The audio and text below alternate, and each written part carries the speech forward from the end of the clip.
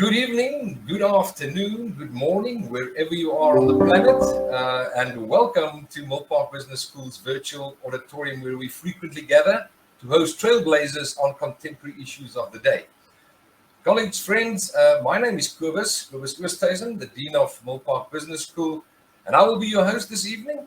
And joining us today is our trailblazer guest, none other than Daniel Cohen, the founder and CEO of Graduate, a leading provider of careers, alumni, and donor networking platforms.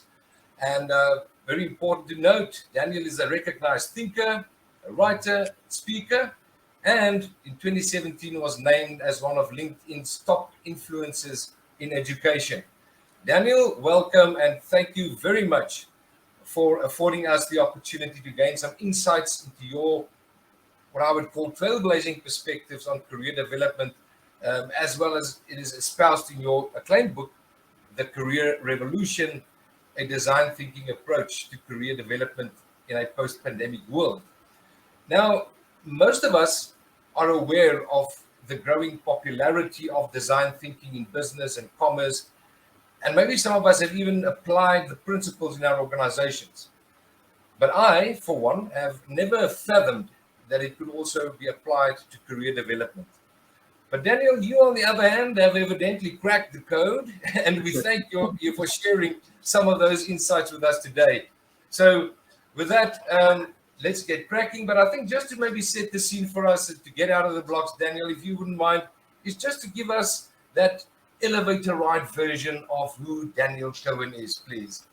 Oh, well, firstly, lovely to be with you. Thank you for hosting me.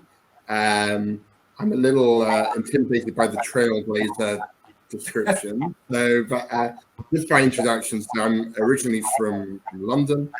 I spent 7 years as a boring accountant. I wasn't a very good accountant with Procter & Gamble, and I'll talk a little bit about my career shift later on. And then I moved to Israel about 14 years ago, worked for a large pharmaceutical company called Merck in Eastern Europe and Central Asia.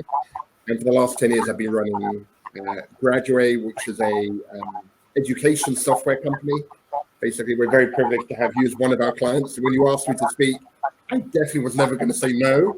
So it's great to be with you. So that's me in a nutshell. And I will say at the outset, and it's important to say, the time we're spending today is not a chance for me to sell my book. I have a book, and I will send an e-version of the book free to all of your listeners today. So no one needs to think there's some condition on this. With pleasure, we'll send you the link to that after today as a follow-up. Awesome. Thank you so much, Daniel. Sure. Thank you. Really appreciate it. So, but Daniel, you know what initially grabbed me or grabbed my attention rather in the book is your statement in the very beginning where you say, if you don't design your life, someone else will design it for you. and then closely linking to that a little bit later on, and in order to design your life, you must design your career. Could you just unpack that for us a little bit, please, Daniel? Yeah. Well, why don't I start with the story about my father-in-law, who's a bit of an inspiration here. So he comes from a little town in the south of England. Imagine Sea Point in Cape Town, but without sun, right? A place called Bournemouth. And the family had a hotel business. And his career path was determined by other people. His father, the family said, well, we know what's best for you. You're going to join the family business, and you're going to go to a hotel school for a couple of years, and you're going to do an internship at Hilton for a couple of years, and then you're going to join the business. And he did for about 20 odd years. The problem was that's not what he wanted deep down. And his passion were in something completely different, in the opera world, in the theatre world. And it took him at the age of, I think, 48 that he left the family business after 25 years, went to university and became an English literature teacher, actually, was his calling. And so when you say, if you don't design your life, someone will design it for you, he's sort of a living example to me of what can happen. And I see a sort of a thread here, and it may seem a little dramatic to your listeners, but there's a thread here between your life, your career, and your passions. We spend so much of our lives working. It's a massive part of our life. So the two are, if you're going to have a happy life, you've really got to have a happy career. Or I bet if you had an unhappy career, you're probably not going to have a great life, right? So getting that fixed is one step of it. Happy life, happy career. And then happy career really for me is about passion. Ultimately being passionate about what you do. He wasn't passionate about the hotel business. He's an incredibly passionate teacher who loves helping students and talking English literature today. He's 73 today. He's still unretired and still working. So yeah, I don't know if that answers your question. Yeah. But that's I think a clear link between life, career, and passion. Absolutely. Yeah, there's sometimes like words that jump out of the page, and even to me, come to that reflective position and thinking back on my own life, how it all started, and how I eventually landed up here, which is also a different story. But most definitely, I would agree that there was a large portion of it where it was designed for me, that type of thing. So I absolutely resonated with me. But Daniel, you mentioned that careers, broadly speaking, are no longer linear, and trajectories are becoming more and more individualized. And considering our so-called new normal, that it's clear that the dated mindset carrying us from a university degree to the workforce in a single linear track is grossly outdated, you say, and requires a major adjustment. So what do you kind of mean by being grossly outdated and requires a major adjustment? Look, I suppose as we get through the conversation, I'm hoping to show you and the audience in a more detailed way. But yeah, fundamentally, the thesis of the book is that the idea that our career paths should be uniform, or that we should conform with what's expected of us, slightly outdated. I think the new approach that we're seeing and feeling, as a recruiter, as an employer, as a father of a 20-year-old kid going into the workforce, right? Both ends, much less linear, much more individualized. The idea of people having multiple careers within their lifetimes. And as I said, critically, the idea that career and life are not two separate things anymore. They're coming together. You and I touched upon before the sort of great resignation that sort of hit certain parts of the world, right? We felt we've got offices in London and Tel Aviv and Boston and Seattle, and we feel it a little bit. And I would phrase it in a slightly more positive way than the sort of great resignation. There's a realization amongst the workforces, particularly obviously in the tech sector and the financial sector and the more high salary sector. But I think it's spreading that they have to have a career that's not just in tune with life, but actually almost integrated. I don't call it the great resignation. I call it the great pivot. I think the workforce on a positive level is pivoting how they view their careers. We see it very practically already on the working remotely, right? Which a couple of years ago would have been, I need to get permission, I need to get authorization. Not anymore. I also think we're seeing and feeling in the marketplace the old metrics that people applied for careers, whether that was how much you earned or how many hours you did or what's your title or where your office is located. They're being replaced by, I think, a new set of metrics, which are much more about meaning, about satisfaction, about ability to make a change in the world, about work-life balance, about flexibility, about purpose, and about passion and being passionate about what we do. And we're seeing that not just some form of millennial trend, we see it throughout the sector, and I think spreading throughout the economy and the economies of the world. Yeah. No, it's fascinating, and as you said, we briefly touched on it before the session started. But and I mentioned that somebody asked me this morning, For us here in South Africa, as an example, or in Africa or in other parts, this phenomenon is playing out, in Europe and the United States, etc. Do I think, it'll spill over and reach and come to us as well? And my response was kind of perhaps not in the immediate. There are numerous other social challenges that we need to address and prioritize, but these are one of those things you don't have. It's a force that's kind of taking. It's difficult to explain how it happens, but I don't know if you agree with me. If in my view that it will definitely reach our shores as well. Look, you're right.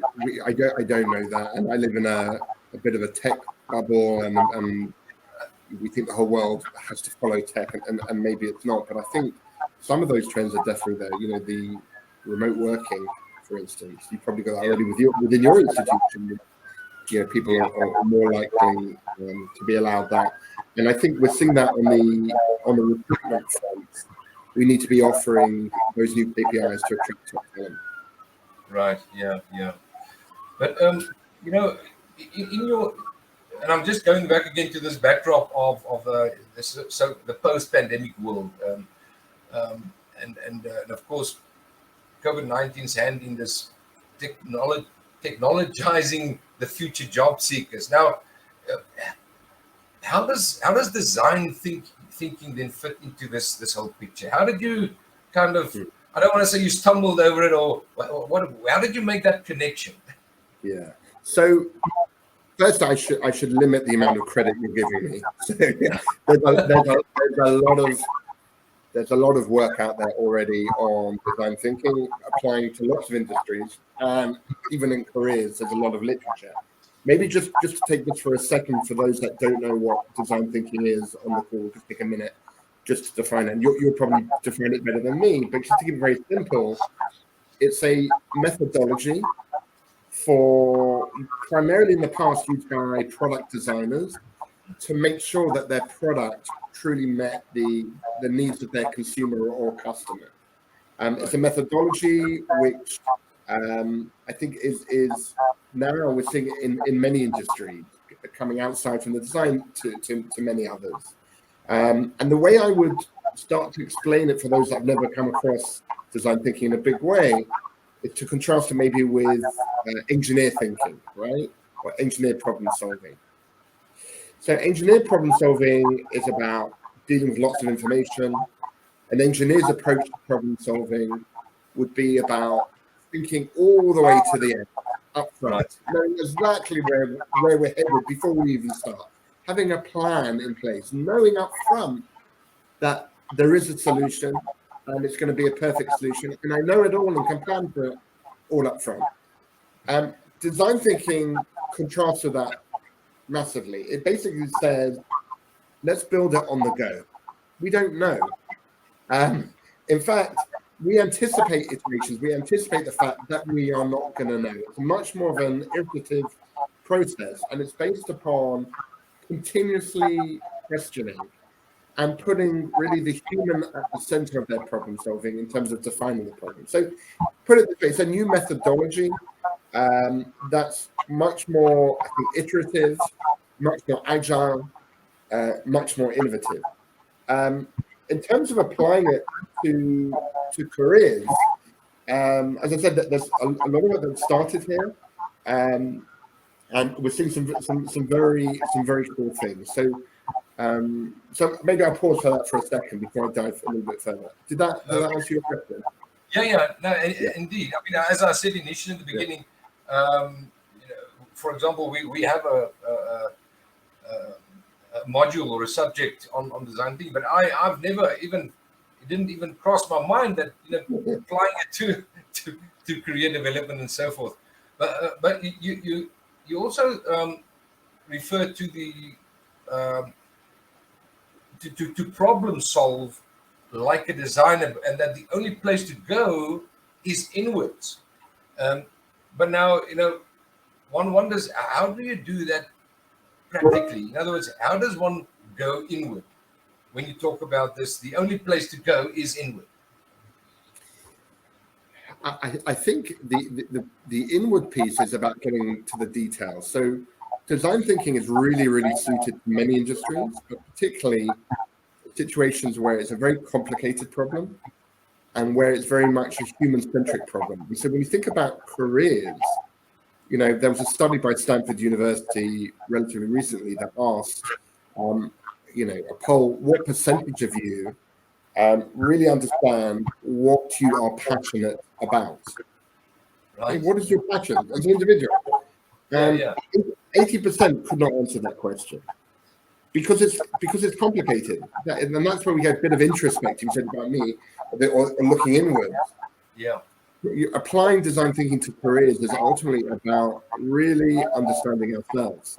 And we're complicated human beings, and we have cultural influences, and we have parental influences, and societal influences on our careers. And many of us have not taken the step, and it's an ongoing process of rediscovering where our passions really lie and should lie and could lie. Right. Now, maybe perhaps for those of us that, well, I'm saying us, I'm just talking broadly speaking, that might have a passion, and you sometimes find that with people in the arts, they tell their parents they want to become a painter or whatever else, they would get a heavy flack, No, that's not a career, you can't. So, but what comes to the fore for me here is the strong emphasis on the individual, the me. But what kind of advice would you have for someone that say, my passion is, people say there's not money in it, there's not a pension scheme in it, there's not a medical scheme in it. I must go for those security type, where my job is secure, etc. How would you advise someone like that? And I think that applies to all of it, right? And that's, I think, one of the criticisms out there of design thinking is that it's maybe somewhat unrealistic. At the end of the day, we have to put bread on the table, we have to support our families, we've got to put our kids in education, right?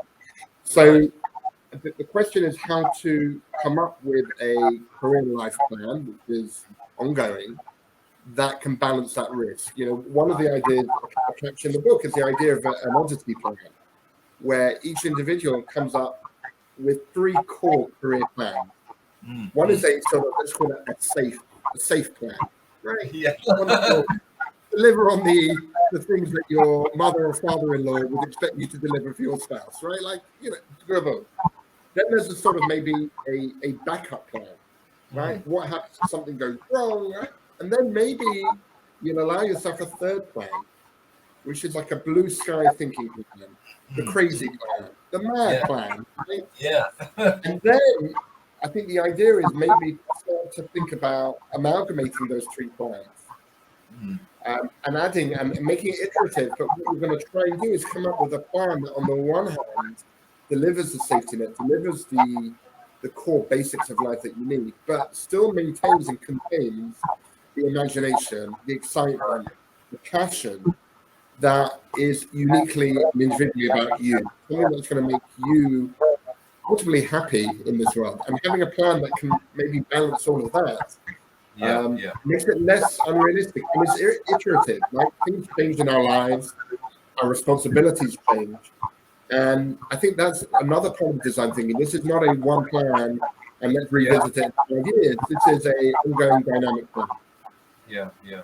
But and it's interesting, and I'm thinking we had an engagement with a neuroscientist yesterday when he actually tested the audience with on a perspective. Do we believe it's inward, it's internal or external?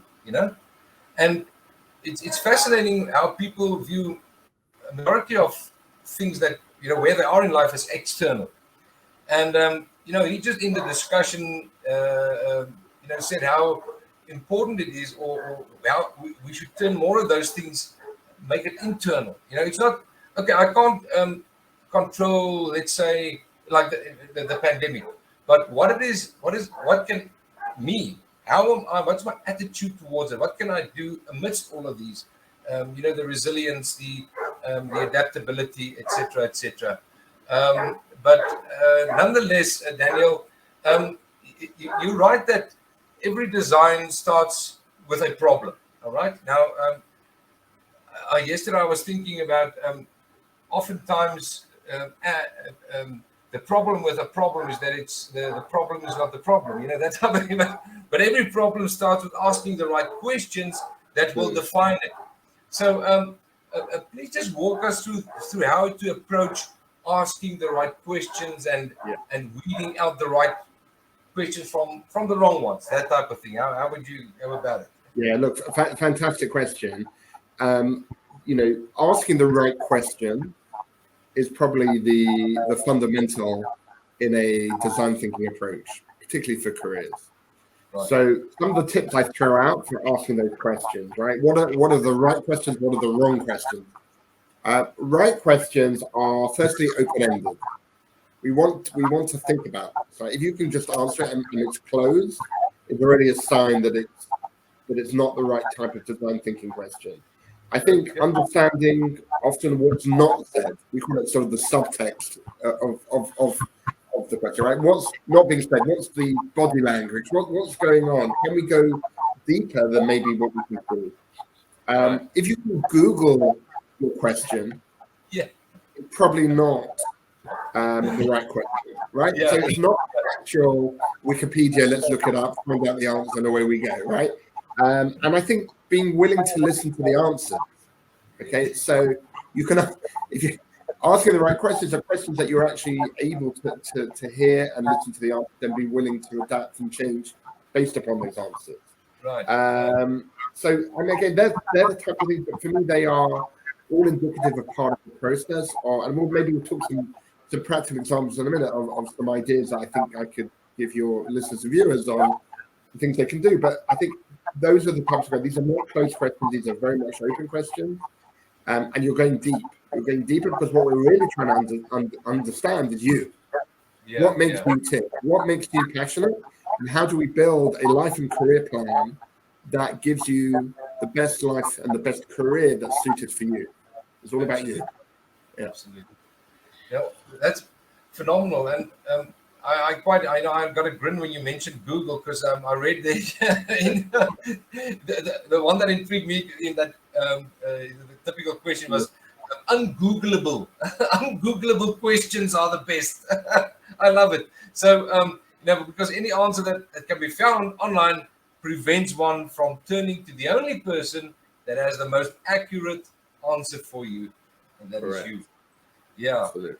So and it is interesting how we often, when even we have a question about ourselves, we tend to. So, colleagues, if there's something that you can take away, it is ask the ungoogleable questions.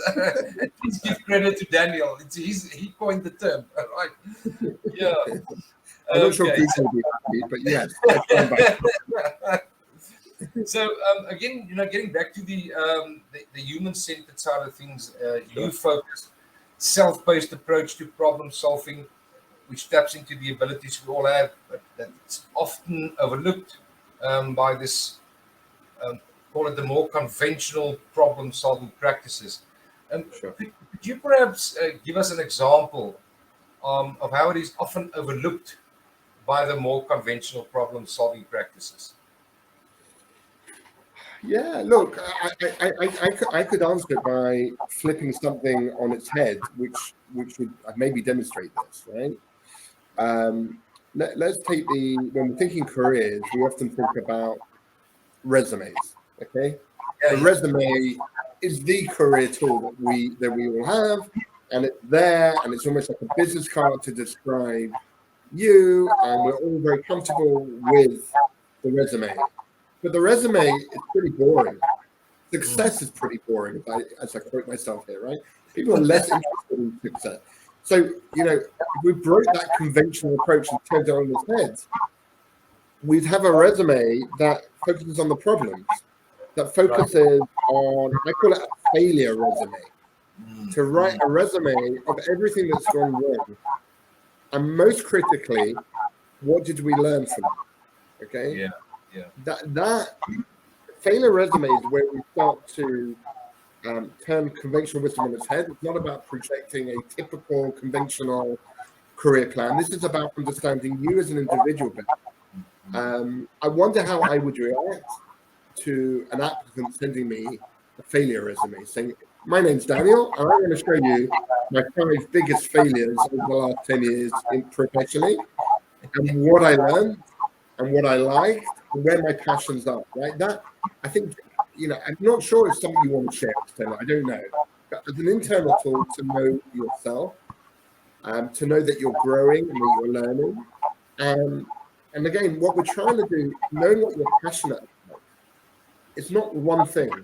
It's a multifaceted thing that's dynamic. And what we have to do is keep revisiting and re-understanding as individuals, where do our passions lie?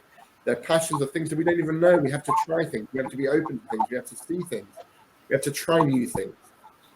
So I love this failure resume as a way of very practically helping people think about the design thinking approach to their own careers, right?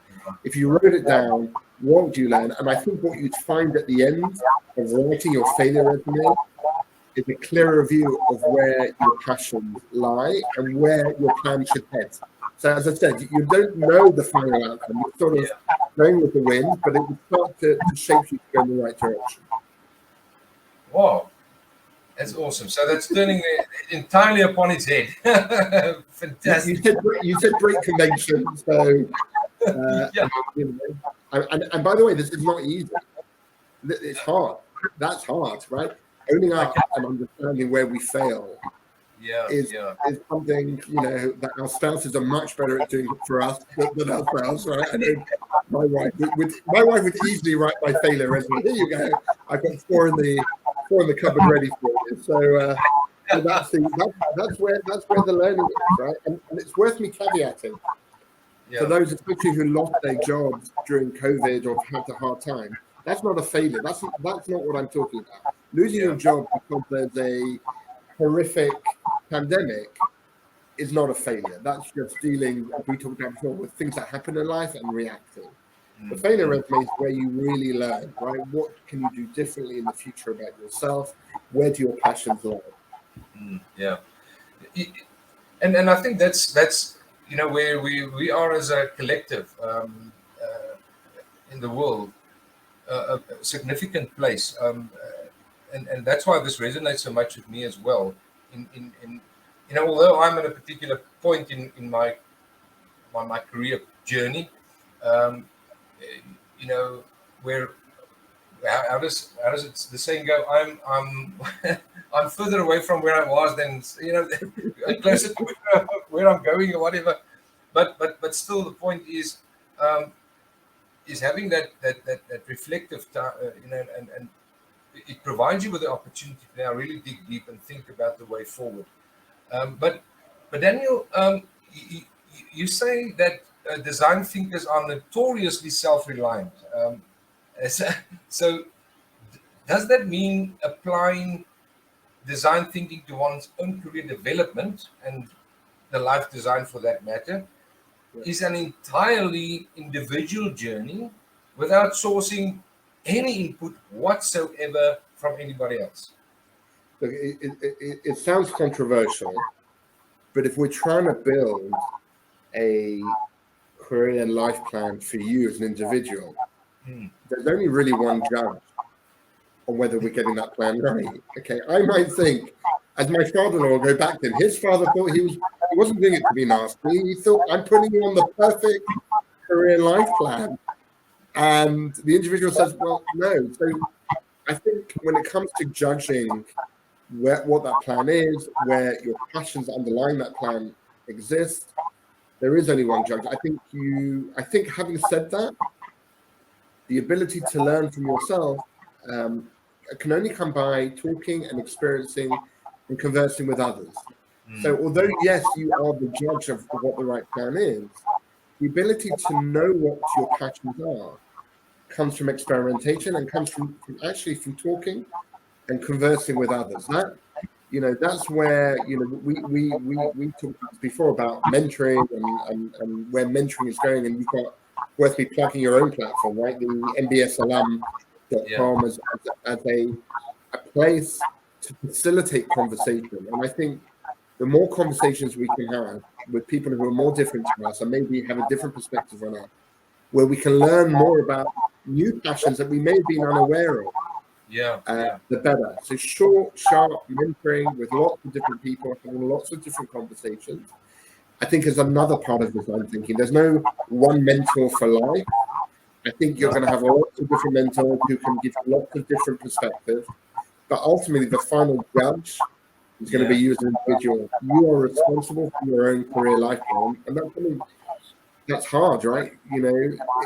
We come back almost full circle about that original quote that if you're not going to take this seriously, if you're not going to design your life, someone else will. And I'm guaranteeing you, they will do less well than you would, right? Because they know you less well than you do. So this is not something, unfortunately, we can outsource or delegate, but we must talk to others. We must be open-minded. Passions, we can't possibly know all of our passions, right? I'll give you my own. I started cycling in the last 12 months. So I'm a rather overweight guy. I would never have imagined ever that I would be cycling, ever. And now I cycle quite a lot. I mix it up with a bit of coffee in local cafes here. The weather's good here in Israel. But, a friend of mine said, you should try it. I said, you know what, I'll try it. And I liked it, and I never would have known that. So there is an external force that allows us to consider things, but the judge is you. Yeah. No, thanks so much, Daniel. Because, I'm just thinking of a recent example with my own son. He is also really reflecting on this, the passion part and things, and then he'd come and talk, then tell the story. Then the typical question. So, Dad, what do you think? Well, I think fortunately, maybe based on my own life journey, I could share thoughts, but I would never prescribe. Never say I think you should. The word "you should" is not wrong. So, and as you said now, I would, ultimately, I said to him, ultimately, at the point of the judgment, it is you and you alone.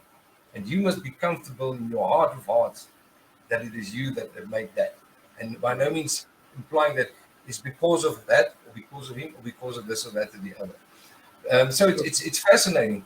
I think just on your point there, I think as a world, we've changed because let's be honest, until very, very recently, and there's still clearly parts of the world that they don't have the luxury to think beyond having a happy career and a happy life. They are focused on the basic necessities of life. And we mustn't forget that. Right? Again, this is a first world problem, as it were, of having enough money that we can now focus on optimizing our careers.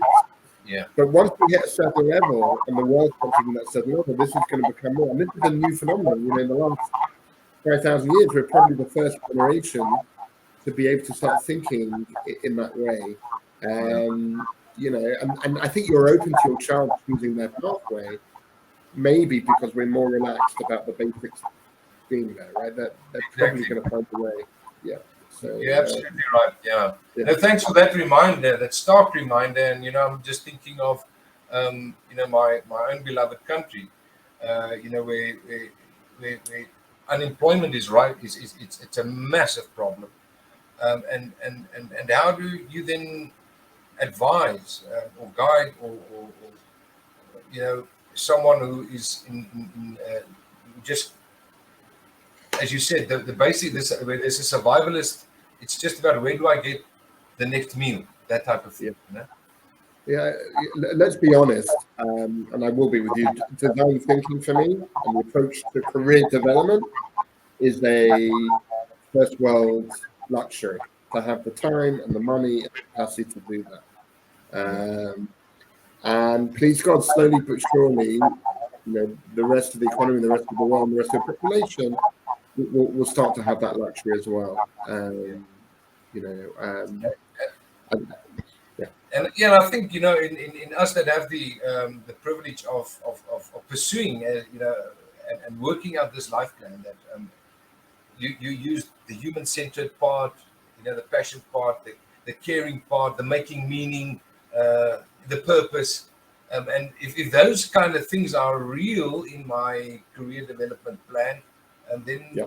there might be I would find ways that I could perhaps influence or assist or help or anything to that effect, and make a difference for all stakeholders to benefit. Daniel, I'm just remembering while you were talking now, that a successful career and life designer optimizes for growth. So, what exactly what does it mean to optimize for growth? Let's take an MBA student. Sure. Everybody's now, all right, sir, ma'am, in your career aspirations, you're now doing an MBA or whatever. Optimize for growth. What do we take from that? Look, I use it as a recruitment tool when I'm trying to hire top talent for our own company. So I said, look, we're going to try and get you to earn more here. I'm going to try, but I'm also going to help you to learn more and learn more. Right?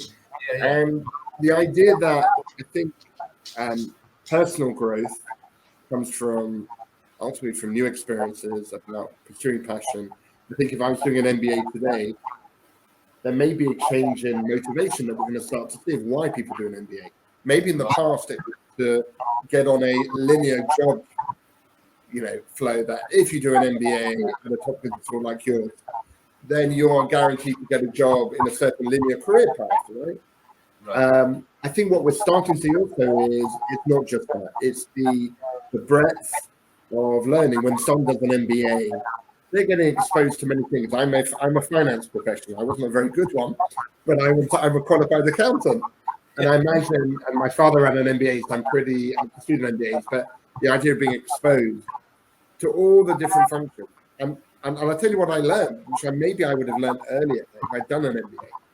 I learned very later on in life that my passion wasn't really in finance. I could do finance. I mean, it's a safe route, being an accountant, something you could fall back on, and I can hear my father and grandfather talking. But actually, my passion is in sales. And actually, my real passion is in marketing. And if you ask me to really focus, my real passion is in product marketing, corporate marketing, how to position, how to tell stories around product, how to understand what people really want. Now, maybe if I'd done your MBA 15 years ago, I'm getting older, I'm nearly 50, right? But if I'd done your MBA or your executive MBA, I would have been exposed to sales and to marketing and to finance and to IT and to HR and to the whole organizational development, the whole piece. And I would have said, you know what? Maybe I need to focus not on finance, but to jump to sales. So I think an MBA can be a shortcut to getting those experiences, to starting to understand where your real passion lies. Because sometimes we start in one function and actually we realize we should be playing somewhere else. Absolutely. I think it was a little while ago. I can't remember the context exactly, but the question was asked, just to share where, what do they start off with in life and where are they now? I cut my teeth in the mining industry. I worked underground. Today I'm sitting in I've got the privilege of heading up a business school. But oftentimes, there's, and it's perhaps also part of the broader. You used it. I don't want to say marketing per se, but the impression that something, the MBA, that's going to be automatically, once you've now done this, you've earned it, and it's going to just launch you into into the stratosphere. Kind of an example. I had a guy called me one day a couple of years ago. Said, "Cobus, it's now 2 years since my MBA. 2 years. It hasn't meant anything to me. I haven't been promoted. So, I'm not going to take up the time now the tactful discussion that I had, but it comes from me. It comes back to what you've been talking about in your book. It's a personal thing, and if it is to be, it is up to me. Otherwise, it is going to be determined by external forces. Yeah. Look, so I think it's a level of personal responsibility, and I would say if someone's lucky enough to be able to have the chance to do an MBA, they should be thinking this. Yes, there may be employers in certain markets that it can be easier for me to have a boring, but maybe very financially successful linear pathway. But I would also be pivoting more to think about this could be an opportunity for me to find where I really need to be, right? Now, in the old world, when people made that pivot, it was because they were made redundant and they lost their job or something, right? And it's done in like a panic. I think what the MBA students have is the ability to pivot their career to an area where they're going to be closest to their most passionate, their most happy self. And that is a personal responsibility. It may or may not end up with more money or a better, more famous employer, but I think it depends on the personal development plan. And I think we can help our MBA students think about their careers as something that they have to own, that they have to be responsible for. You've given the resources. I think mbsalum.com is a platform of alumni out there willing to have conversations with students and between alumni and alumni, students and alumni, to help guide them on where their passions need to be. And I think that's incredible. Yeah. Thanks, Daniel. So, colleagues, you've listened attentively here. For our alumni, our students, the MBS Alum platform, that's where a lot of this stuff can be made practical. But it was, we've got about 3 minutes left. I don't know if there's any, let me just see, I noticed a question there. A question from Boilware that was posted in the chat earlier. My question to Daniel is, how do I draw up a successful career vision board? And what do I do in the process to my next career? So I think that career vision board, very practically, I would start with a baseline of that failure resume, and the baseline to understand where you've got to so far. I would, as part of that plan, try and speak with 10, 15 alumni, maybe in different experiences, different industries, as a means of trying to understand where your passions are. So this is an iterative process, but it's all about finding out where you're most passionate. That's where you want to center your career, ideally. And that's, if you do that, I believe that you'll have a happy life as well, or happier than you would be elsewhere. So in terms of that plan, I think take a baseline, do that failure resume, speak to a number of different people, a number of different conversations to explore your passions, and start to lean towards the right direction. You're not going to know the exact answer, but you know the right direction. And I think that's the important part of the board. There's not a finite answer. It's a directional piece of where's the right direction for me as an individual that's going to have the right life and career plan. Absolutely. Thank you, Daniel. I see there's Beverly has also asked, what is the future of the traditional career path, in your view, Daniel? It depends who you ask, right? If you ask me, I think we're going to have a much more flexible career path, fundamentally. Flexible in what we do, where we're based, what we learn. I think employers are already adapting to that. I see that with multinationals adapting to that. And I think we're going to have employees who are more demanding about their own careers, about what they want. Instead, those KPIs of just title and money are going to start to be balanced out with meaning and purpose and passion. Absolutely. I want to make sure, I saw one question about the book. We will make sure this week that we'll send you a link that we'll send out to all the listeners, and we'll send out a e-version of the book so that everyone can read that. And I'm very happy to connect with people on LinkedIn if anyone wants to have a follow-up question or a pleasure. Awesome. Now that's fantastic. Yeah, no, Daniel, this made me, and I was thinking when you spoke now about what's also happening with this, what you call the great pivot, is the talent mobility. That's now, it doesn't matter where you actually live in the world. You can now employ me, and I don't need to be there physically. I could be here, and so that's what the possibilities that's opening up.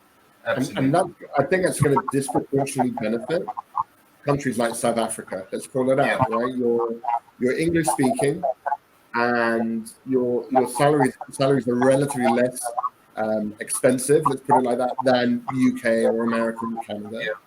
And you've got top education institutions. You're in a great time zone, right? And you're friendly and lovely people. You've got everything going, right? Absolutely. So I think we should see more of this. We see it in other parts of the world in terms of India or the Ukraine. I haven't seen it, particularly on the sales and marketing side in South Africa. And I think that is going to be a big growth area. Exactly. Absolutely. Wow. Daniel, this is such fascinating stuff, because no matter what way we look at it, we as a collective, but individually, how do they say, it doesn't matter where you go in the world, you take yourself with you. So, and this, you help to unlock a little bit of aspiration, inspiration, and just pulling off the highway of life, and reflecting, about my passions, my purpose, and things like that from a career design perspective and a life design perspective. We really want to thank you for your time. Really appreciate it sincerely. And we hope that there will be some connections with you going forward.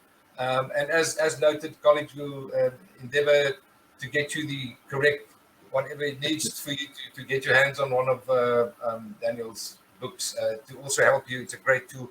If I look to my left on my screen here, it's actually open on my left screen of one of the three. So Daniel, thank you. Just maybe some closing words and before you say ta-ta. Yeah, no, look, firstly, thank you very much. Massive privilege to host me. I really, really appreciate it. I hope it was helpful and practical. As I said, I think your institution's done an incredible job providing opportunity for their students and their alumni to figure out that purpose, right? To figure out that career life plan. You provided the career tools. I think the professional tools, I'd encourage everybody to grasp it. I think particularly South Africa is extremely well placed for the global economy of where we're headed, with that extra flexibility where geography makes no difference anymore. And so I hope, design thinking for your career development is an optimistic thing, that we should be able to each take responsibility for our own lives, but develop something that works and is meaningful for us. So I'm here to help going forward. As I said, we'll get you a copy of this. Please join the mbsalum.com website, and happy to connect with as many of you as possible on LinkedIn and beyond. So, and if you're ever in Israel, where I'm based, we'd love to host you. So just email me, and I'm always up for a coffee. You can always get me for a coffee. So I'm a bite. Awesome, Daniel. Sincere appreciation. Thank you so much. Take care. Be blessed, and looking forward to our next engagement. Thanks, everybody. Bye, everybody. Bye. Goodbye.